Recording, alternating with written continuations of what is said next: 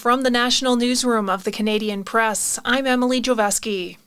Democrats are gathering in Chicago for the National Convention, where they're building off weeks of energy behind U.S. Vice President Kamala Harris. Joe Biden bowed out of the presidential race just weeks ago in the face of widespread criticism about his age and his ability to win against Republican rival Donald Trump. Since then, polls have slightly shifted to the Democrats' favor in battleground states like Michigan, Wisconsin, and Pennsylvania.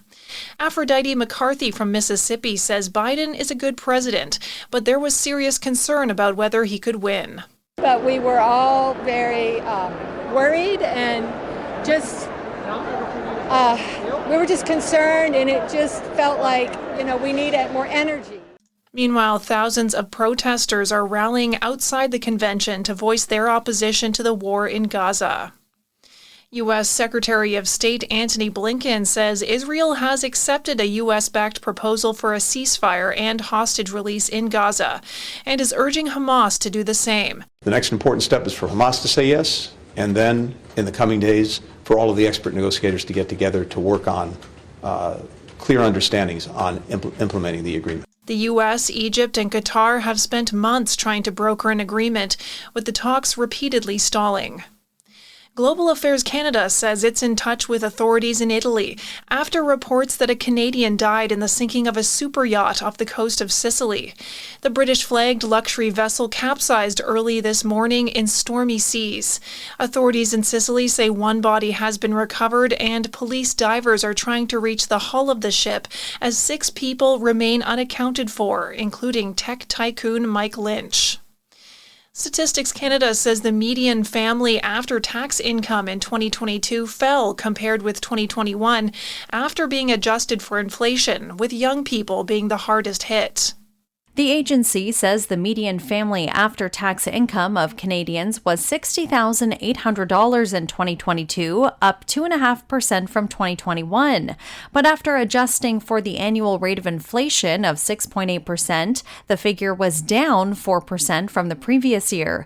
Statistics Canada says single-parent families where the parent was under 25 saw the largest decrease, falling 15% in constant dollars to about $25,000 in 2022. Michelle Zadikian, The Canadian Press. A Vancouver-based film company has been hit with steep fines for operating a drone too close to northern resident killer whales. Fisheries and Oceans Canada announced a total of $30,000 in fines against River Road Films and its drone operator after an investigation by the department's Whale Protection Unit. This is The Canadian Press.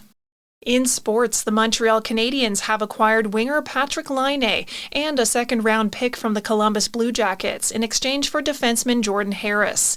Laine played just 18 games with Columbus last season after breaking his clavicle in December and then entering the NHL and NHLPA Players Assistance Program in January to address his mental health. The Toronto Blue Jays are back at Rogers Centre today to open a 3-game series with the Cincinnati Reds.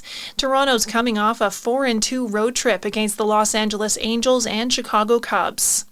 The Hamilton Tiger Cats have hired Chris Jones as a senior defensive assistant and have cut ties with assistant head coach and defensive coordinator Mark Washington.